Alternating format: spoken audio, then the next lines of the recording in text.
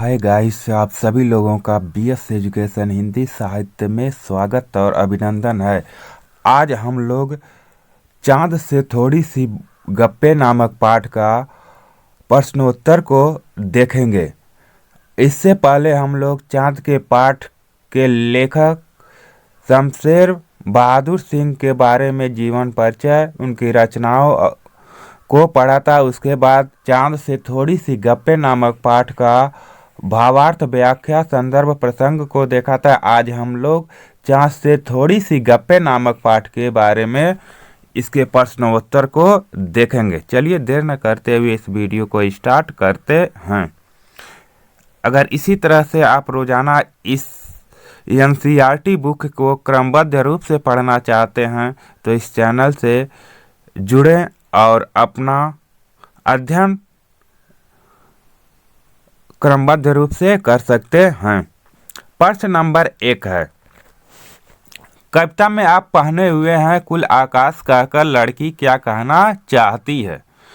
तो कविता में आप पहने हुए कुल आकाश कहकर लड़की चांद तारों से जड़ी हुई चादर ओढ़कर बैठा है।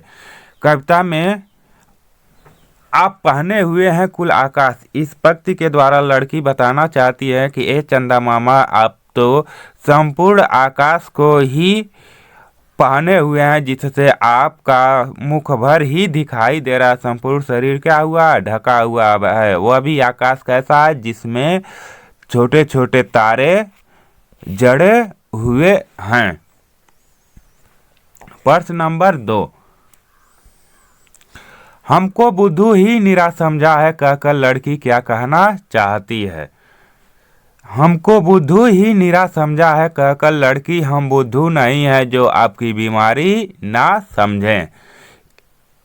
हमको बुद्धू ही निरा समझा है, इस बात से लड़की बताना चाहती है कि हे चंदा मामा, आप मुझे बेवकूफ़ या बुद्धू मत समझिए। मैं जानती हूँ कि आपको कोई ना कोई बीमारी है जिसके वजह से आप घटते बढ़ते रहते हैं। प्रश्न नंबर 3, यह मर्ज आपका अच्छा ही नहीं होने में आता है, इसका आशय बताना है। कि देखिए, तो इसका आशय हो जाएगा कि कवि के अनुसार चांद को कोई बीमारी है जिसके कारण ये घटते हैं तो घटते ही चले जाते हैं और बढ़ते हैं तो बढ़ते ही चले जाते हैं। बीमारी ठीक होने का नाम ही नहीं ले रही है। आप अगर आशय स्पष्ट करना हो तो उस आशय से संबंधित पहले आप संदर्भ लिखेंगे, उसके बाद आप प्रसंग लिखेंगे, उसके बाद आप आशय स्पष्टीकरण लिखेंगे। यह चीज़ आप ध्यान रखेंगे। अगर जिसको संदर्भ प्रसंग नहीं पता है तो इसके पहले वाले वीडियो में मैं बताया हूँ, जाकर वहाँ से आप उसको देख सकते हैं कि कैसे प्रसंग और संदर्भ लिखा जाता है। प्रश्न नंबर 4,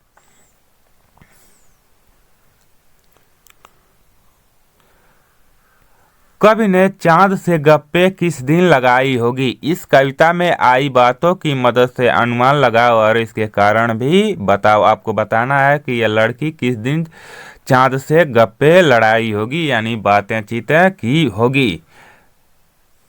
दिन में, यहाँ दिन है या कारण है।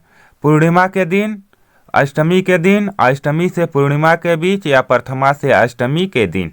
तो बताइए आप इस कविता के आधार पर किस दिन लड़की चांद से बातें की होगी।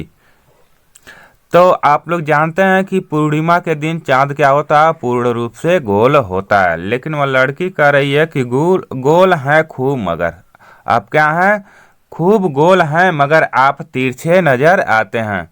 आप गोल तो हैं लेकिन कैसे नजर आ रहे हैं, थोड़ा सा तिरछे। यानी यह जो चंद्रमा है उस दिन पूर्ण रूप से दिखाई गोल नहीं था, यानी थोड़ा सा क्या इस तरह से तिरछा दिखाई दे रहा था। तो तिरछा कब होता है, पूर्णिमा के दिन। तो चंद्रमा क्या होता है, पूर्ण रूप से गोल होता है। और तिरछा कब होगा, यानी पूर्ण रूप से वह गोल न हो, यानी अष्टमी से पूर्णिमा के बीच। यानी अष्टमी से पूर्णिमा के दिन चंद्रमा क्या होता है, पूर्ण रूप से गोल नहीं रहता, थोड़ा सा क्या होता है, बाकी रहता है। यही जब पूर्णिमा का दिन आता है तो चंद्रमा क्या होता है, पूर्ण रूप से गोल हो जाता है। तो आपका सही आंसर हो जाएगा अष्टमी से पूर्णिमा के बीच। क्यों? क्योंकि अष्टमी से पूर्णिमा के बीच चंद्रमा पूर्ण रूप से गोल नहीं होता है, वह कैसा दिखाई देता है, तिरछा नजर आता है। यह भी आपको क्वेश्चन समझ में आ गया होगा। चलिए आगे देखते हैं। प्रश्न नंबर 5।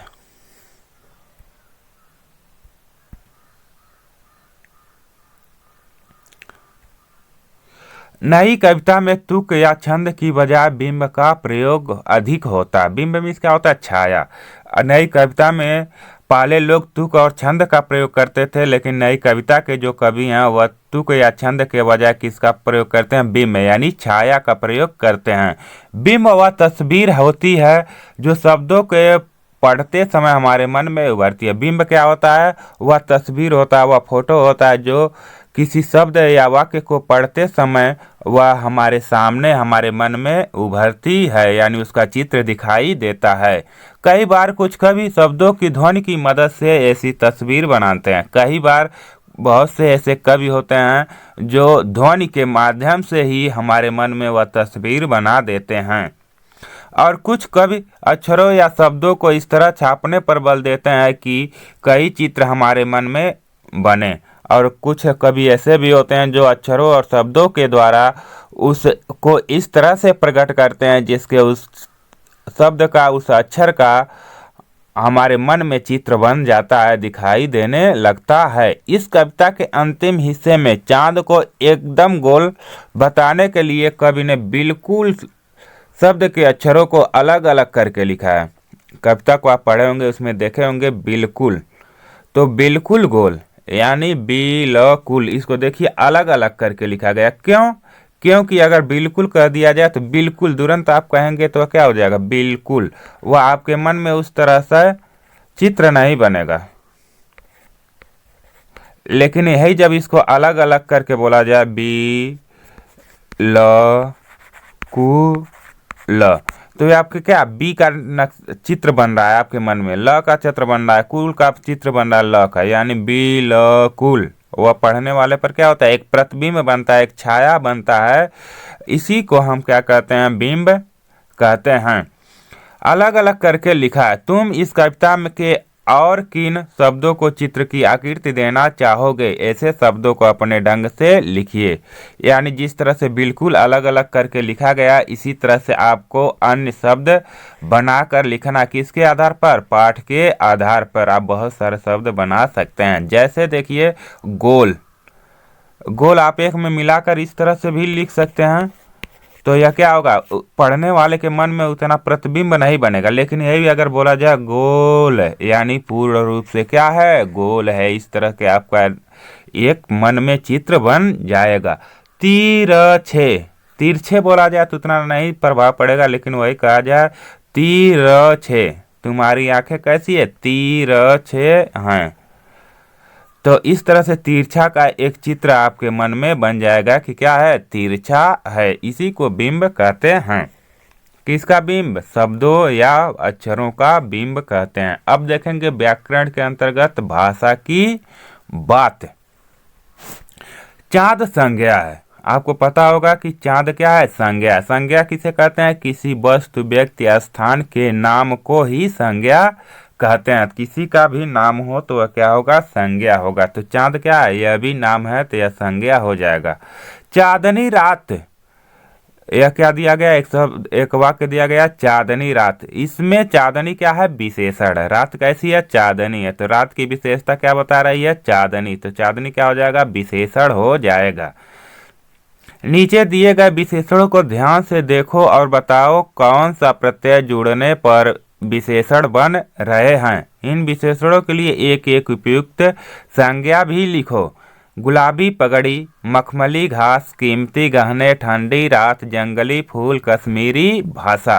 तो यहाँ पगड़ी कैसी है, गुलाबी है, घास कैसी है, मखमली है, गहने कैसा है, कीमती है, रात कैसी है, ठंडी है, फूल कैसा है, जंगली है, कश्मीर कैसा है, भाषा कैसा है? कश्मीरी है। यह क्या है? एक दूसरे की विशेषता बता रहे हैं, इसीलिए इसे हम विशेषण कहते हैं। और अगर इसमें आपको विशेष से पूछा जाए तो विशेष से क्या हो जाएगा? पगड़ी, यानी जिसकी विशेषता बताई जाती है उसे हम विशेष कहते हैं। तो विशेष से क्या हो जाएगा? पगड़ी। विशेषण क्या होगा? गुलाब। इसी तरह से आपको अन्य शब्द बनाना है, क्या जोड़कर? विशेषण में ई प्रत्यय जोड़कर। जैसे गुलाबी दिया गया था, तो गुलाबी से अगर दूसरा आपको वाक्य बनाना है तो आप क्या कर सकते हैं? गुलाबी साड़ी, गुलाबी कुर्ता, गुलाबी फूल, यह सभी क्या हो जाएंगे?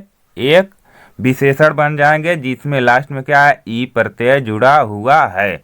उसी तरह से मखमली कुर्ता क्या हो जाएगा? मखमली कुर्ता, मखमली चादर, ये सभी क्या हो जाएंगे? विशेषण विशेष हो जाएंगे। कीमती सोना, कीमती पेन, कीमती मोबाइल, ये क्या हो जाएंगे? विशेषण विशेष। ठंडी हवा, ठंडी रात, ये क्या हो जाएंगे? विशेषण विशेष हो जाएंगे। जंगली बिल्ली, जंगली कुत्ता, जंगली शेर, ये क्या हो जाएंगे? विशेषण विशेष। कश्मीरी लड़का, कश्मीरी चादर, कश्मीरी भेड़, ये सभी क्या हो जाएंगे? विशेषण विशेष हो जाएंगे जिसमें लास्ट में ई प्रत्यय जुड़ा हुआ है। इस तरह से आप विशेषण और विशेष को भी पहचान सकते हैं। आगे देखेंगे प्रश्न नंबर 2।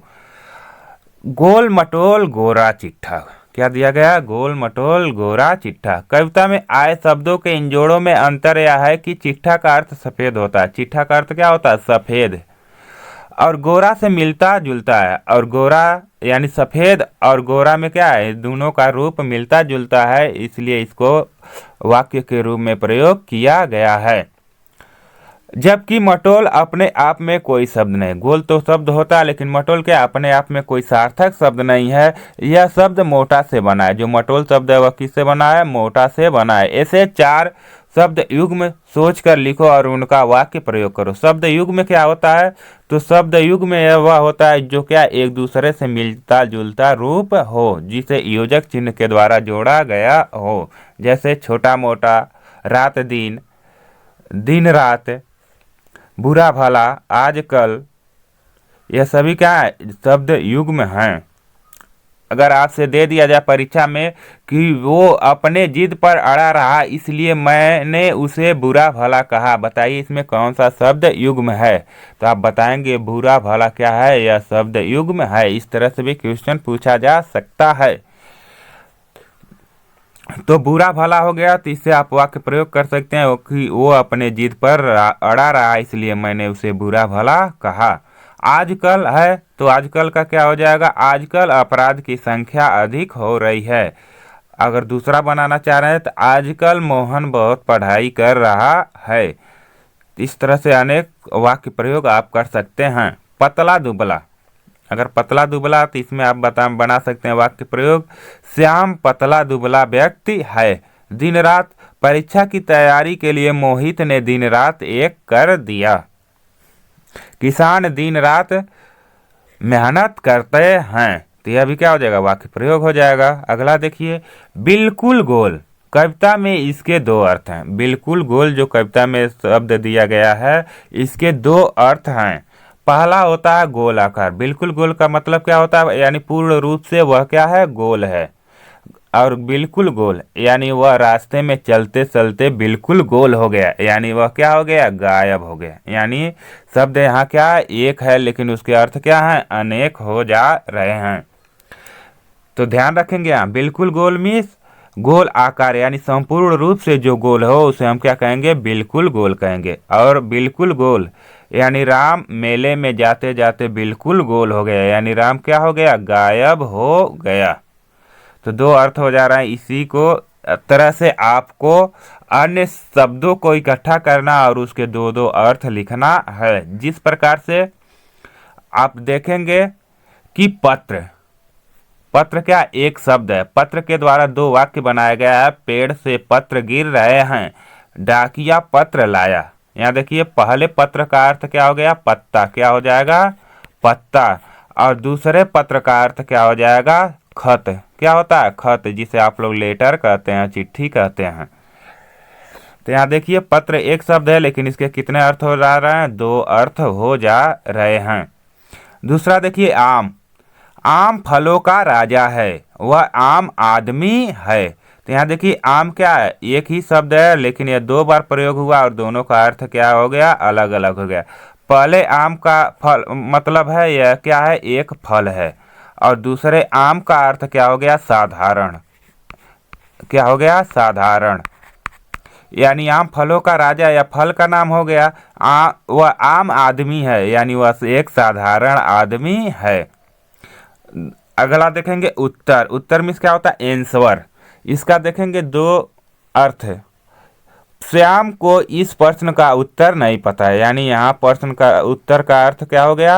आंसर यानी जवाब। और वह उत्तर दिशा की ओर जा रहा है। यहाँ उत्तर का मतलब क्या हो गया? यहाँ जवाब नहीं होगा, यहाँ उत्तर का मतलब आपका क्या हो जाएगा? दिशा का नाम हो जाएगा। क्या हो जाएगा? दिशा का नाम हो जाएगा। ठीक है। इस तरह से आप एक शब्द के अनेक अर्थ से वाक्य प्रयोग करना है। प्रश्न नंबर 4 देखेंगे। चूंकि, जो कि, हालांकि कविता की जिन पंक्तियों में ये शब्द आए हैं उन्हें ध्यान से पढ़ो। ये शब्द 2 वाक्यों को जोड़ने का काम करते हैं। इन शब्दों का प्रयोग करते हुए 2 वाक्य बनाओ। जैसे चूंकि, जो कि, हालांकि यह शब्द कविता में दिया गया, इसी तरह से आपको 2 वाक्य प्रयोग करना है। देखेंगे जो कि से, उसने मेरा किताब लौटा दिया जो कि उसने पिछले हफ्ते लिया था। ताजमहल दुनिया का अजूबा है जो कि आगरा में स्थित है। मोहन बहुत शरारती था जो कि परीक्षा में फेल हो गया। इस तरह से आप बहुत सारा बना सकते हैं। अब चूंकि शब्द से देखेंगे। चूंकि मैं भूखा था इसलिए मैंने खा लिया। चूंकि मैं भूखा था इसलिए मैंने क्या किया? खा लिया। चूंकि वहाँ भीड़ थी इसलिए मैं रुक गया। चूंकि वहाँ भीड़ थी इसलिए मैं क्या हो गया? रुक हो गया। हालांकि शब्द से आपको बनाना है, तो हालांकि से आप वाक्य प्रयोग करेंगे। हालांकि मुझे उस पर गुस्सा आ रहा था फिर भी मैंने उसे छोड़ दिया। दूसरा वाक्य प्रयोग हो जाएगा। हालांकि मैं स्कूल नहीं जा पाया फिर भी मैंने घर पर पढ़ाई की। इस तरह से आप अनेक वाक्य प्रयोग कर सकते हैं। सिर्फ आपको उसका नियम समझना है कि वह प्रश्न कह क्या रहा है। गप, गप सप, गपबाजी, क्या इन शब्दों के अर्थ में अंतर है? तुम्हें क्या लगता है? लिखो। तो यहाँ तीनों शब्द जो दिए गए हैं तीनों का अलग अलग अर्थ है जिसको हम जानेंगे। गप मीन्स क्या होता है? बिना काम की बात। तीनों का अर्थ क्या है? बात है, लेकिन इन तीनों का अर्थ में थोड़ा थोड़ा डिफरेंट है। गप मीन्स बात है, लेकिन कैसी बात? बिना काम की बात, बेफजूल की बातें जिसका कोई मतलब ही ना हो, ऐसे बात को हम क्या कहेंगे? गप कहते हैं। गप सप, कैसी बात हो? इधर उधर की बात हो। कैसी बात हो? इधर उधर की जो बात होती है वह गप होता है, गप सप कहलाता है। गपबाजी क्या होता है? कुछ झूठी कुछ सच्ची बातें। ऐसी बात कहा जाए जिसमें कुछ सच्चाई भी हो कुछ झूठा भी हो, ऐसे शब्दों को हम गपबाजी कहते हैं। जैसे अगर कह दिया जाए तुम बहुत गप मारते हो, यानी तुम बिना काम की बात करते हो। और अगर कहा दिया जाए कि राम गप सप की बातें कर रहा है, यानी राम इधर उधर की बातें कर रहा है। अगर कह दिया जाए कि श्याम बहुत गप्पेबाजी मारता है, यानी वह कुछ झूठी कुछ सच्ची बातें बहुत बोलता है। तो इस तरह से आप लोगों को यहाँ तक समझ में आ गया होगा। अगर कोई भी दिक्कत डाउट्स आपको है तो आप कमेंट्स बॉक्स में बता सकते हैं। अगर आपको अच्छा लग रहा है तब भी आप बताएं कि आपको यह वीडियो कैसा लगा। अगर आपको नहीं अच्छा लग रहा है तो इस वीडियो को क्या करिए? डिसलाइक कर दीजिए, जिससे हमें यह भी पता चले कि आपको अच्छा नहीं लग रहा है। अगर अच्छा लग रहा है तो आप वीडियो को क्या करें? लाइक ज़रूर करें। ठीक है। अगर नहीं आप मोटिवेट कर सकते हैं तो डिमोटिवेट ही कीजिए, लेकिन कुछ कीजिए। अगर लाइक कर पसंद आ रहा है तो लाइक कीजिए, नहीं पसंद आ रहा तो आप क्या कर दीजिए? डिसलाइक कर दीजिए। चलिए फिर मिलते हैं अगले वीडियो में अगले तथ्यों के साथ। तब तक के लिए जय हिंद, जय भारत।